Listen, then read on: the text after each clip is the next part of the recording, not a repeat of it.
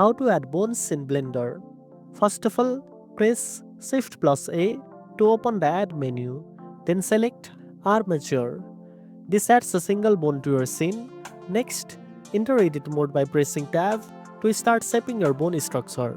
Select a bone and press G to move it inside your model where the bone should be placed.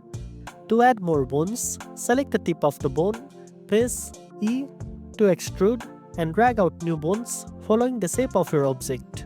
This builds a chain of bones that fits your model. Rename your bones in the Armature panel to keep things organized, especially if you have many bones. Finally, enter pose mode by selecting the armature and pressing Ctrl plus Tab. Rotate the bones with R to test your rig and make sure the model moves correctly.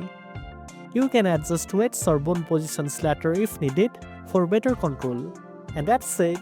Now you know how to add bones in Blender.